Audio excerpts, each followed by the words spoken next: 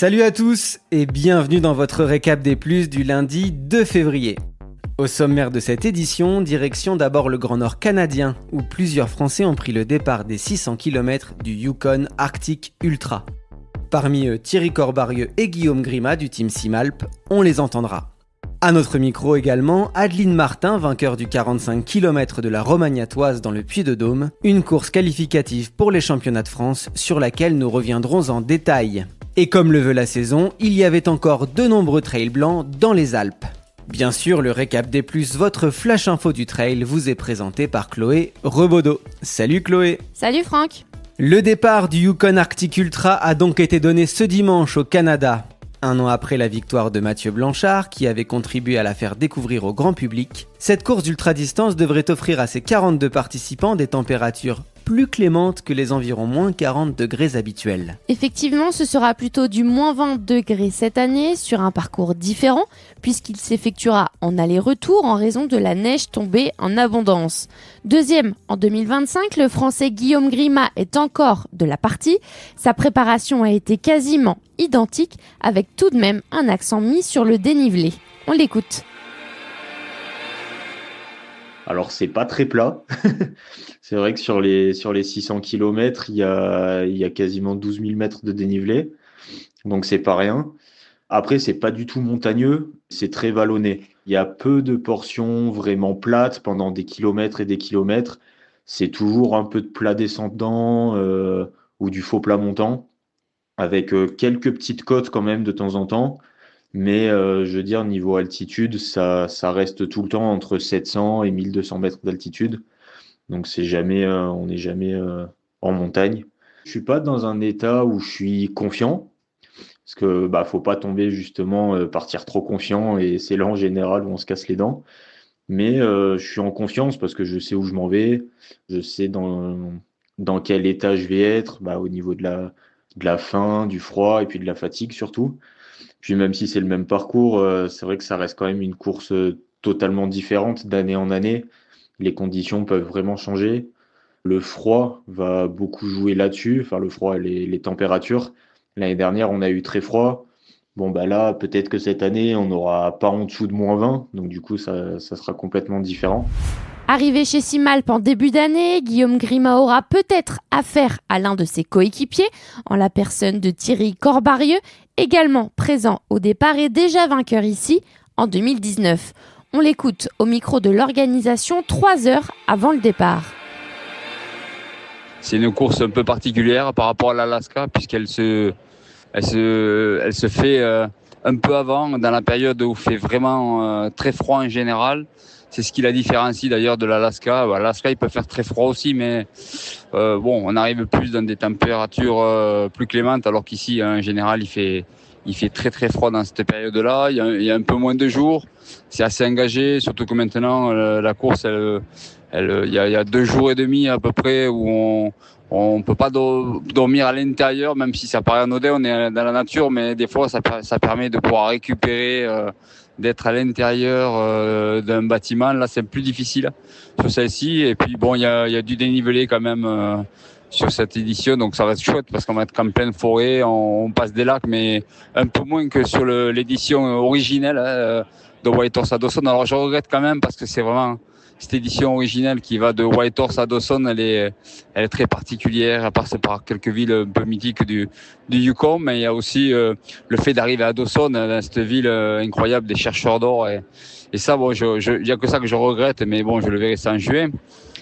Et voilà, donc c'est vraiment une course très très engagée malgré tout, très engagée parce que par le froid, certes, par la nature sauvage et par le fait que, comme je disais, on est vraiment dans des endroits très sauvages où il n'y a pas d'habitation et on ne peut pas se réfugier si on a des besoins. Il faut compter que sur le matériel qu'on a préparé. Pour Thierry Corbarieux, le challenge sera même double puisque le Yukon Arctic Ultra n'est que la première partie d'un enchaînement de 2 épreuves au format XXL.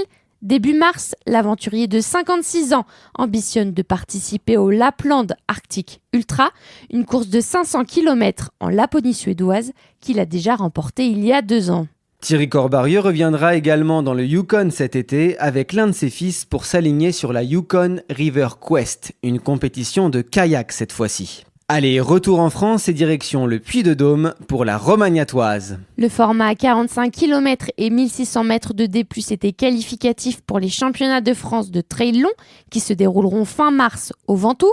Et pour 7 petites secondes, c'est Pierre Livache qui s'est imposé pour son premier dossard en trail cette année. Lui qui s'était révélé aux yeux du grand public lors de sa victoire aux Templiers en octobre dernier.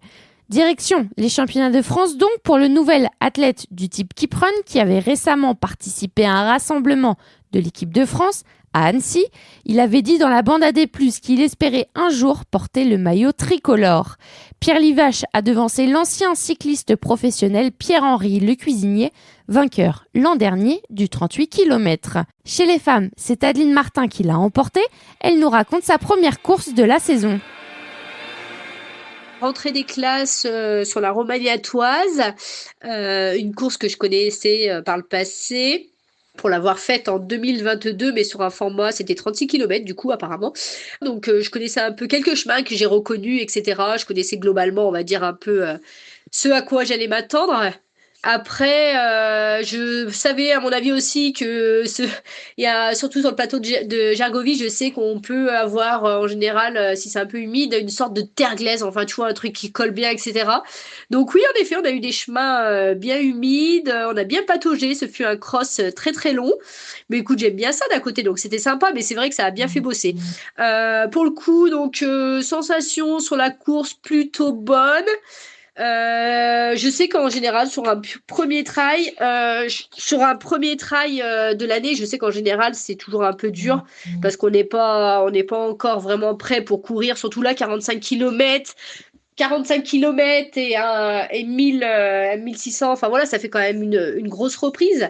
Mais bon, c'était intéressant.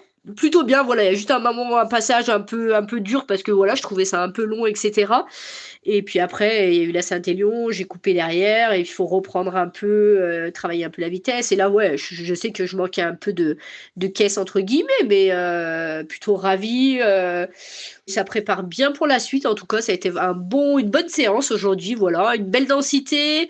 Avec les gars, c'était intéressant aussi. On a plusieurs, là, on a joué un peu au chat et à la souris. Donc, ça permettait de pas trop s'endormir, entre guillemets. Pas tout le temps, en tout cas.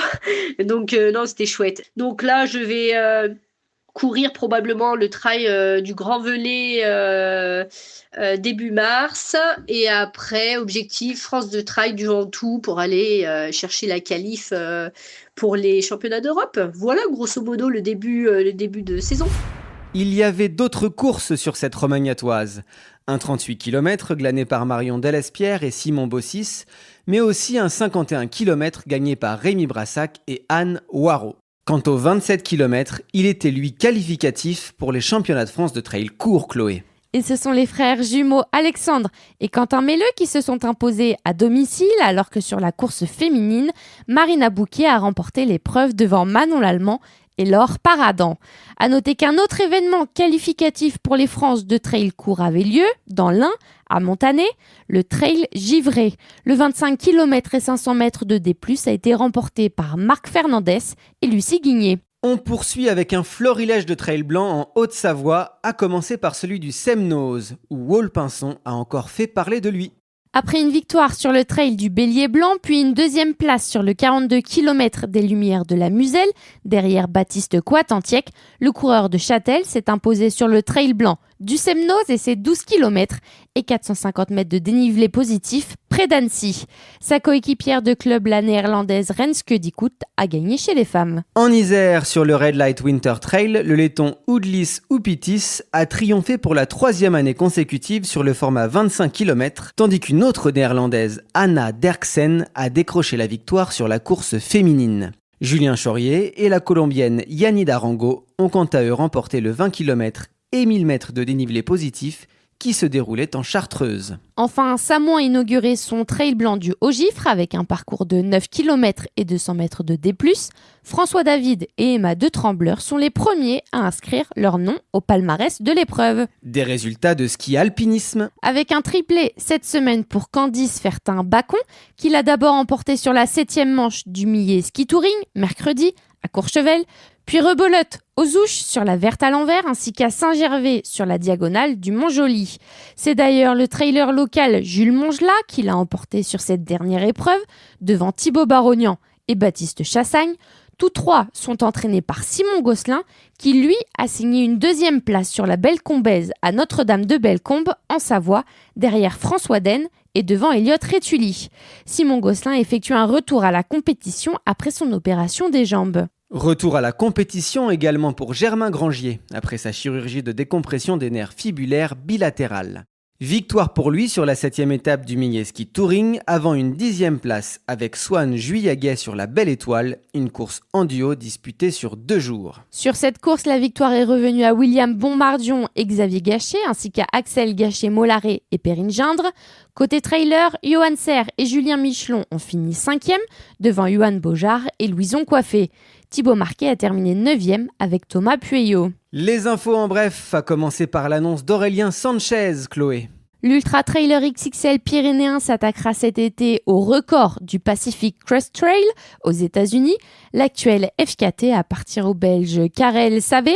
Il lui avait fallu 46 jours et 12 heures pour parcourir 4300 km et 122 000 mètres de dénivelé positif. Sur le pavé parisien, Benjamin Paulin, nouveau coureur du team New Balance, a terminé 4e et premier français du 10 km des Champs-Élysées en 28 minutes 32. Sur le 10 km de Pau, Loïc Robert a réalisé un chrono de 30 minutes 38 secondes, Mathieu Simon a fini en 32 minutes 42 secondes et Mylène Dacosta Race en 37 minutes et 10 secondes. On fait un point mercato, on a dit un petit peu plus tôt que Pierre Livache arrivait chez Kiprun. Agathe Bess rejoint le team Brooks tandis que le team Rossignol accueille Alexandre Melleux. Damien Imbert et Arnaud Bonin rejoignent Kailas Fuga et Olivia Magnon Merrell France.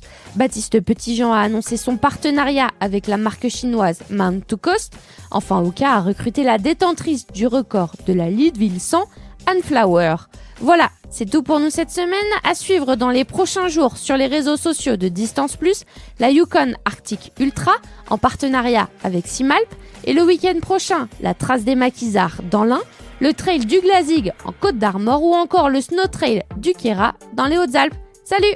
Merci Chloé. Si vous voulez encore plus de trail dans vos oreilles, n'hésitez pas à écouter sur toutes les plateformes de podcast ainsi que sur YouTube, La Bande à des Plus, le talk show du trail présenté par Nicolas Fréret. À écouter ou à réécouter également les épisodes de la première saison du PC Course, le podcast qui court après les histoires.